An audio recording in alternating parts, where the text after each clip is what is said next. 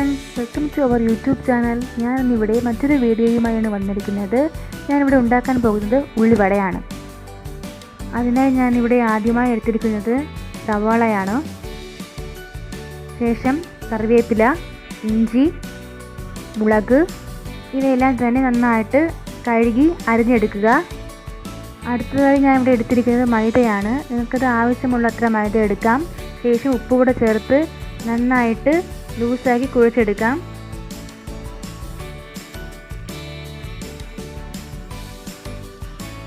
നന്നായിട്ട് കുഴച്ചെടുത്തിട്ടുണ്ട്. അതിനുശേഷം നേരത്തെ അരിഞ്ഞു വെച്ചിരിക്കുന്നതെല്ലാം കൂടി അതിനകത്തേക്ക് ഇട്ട് നന്നായിട്ട് കുഴച്ചെടുക്കാം. നമുക്ക് ആവശ്യത്തിന് മുളക് പൊടി ഇടാം. അതിനുശേഷം മഞ്ഞൾപ്പൊടി, ഇനി നമുക്ക് കുറച്ച് കറി മസാലയും കൂടെ ചേർത്ത് കൊടുക്കാം. അത് കുറച്ച് അധികം ഇടണം, എന്നാൽ മാത്രമേ അതിന് ടേസ്റ്റ് കിട്ടൂ. നന്നായിട്ട് ഇളക്കാം. ഇനി നമുക്കൊരു പാത്രത്തിൽ കുറച്ച് എണ്ണ ഒഴിച്ച് നന്നായി ചൂടാക്കാം. എണ്ണ ചൂടായ ശേഷം നേരത്തെ മിക്സ് ചെയ്തിട്ടെടുക്കുന്നതെല്ലാം റൗണ്ട് ഷേപ്പിനാക്കി ഇട്ട് കൊടുക്കാം.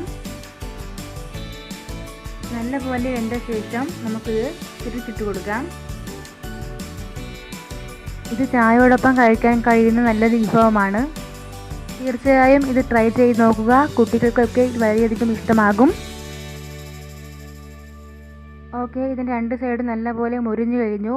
ഇനി മറ്റൊരു പാത്രത്തിലേക്ക് നമുക്ക് ഇതിനെ മാറ്റാം. ഈ വീഡിയോ ഇഷ്ടമായാൽ ലൈക്ക് ചെയ്യുക. ഈ വീഡിയോ ആദ്യമായി കാണുന്നവർ സബ്സ്ക്രൈബ് ചെയ്യുക.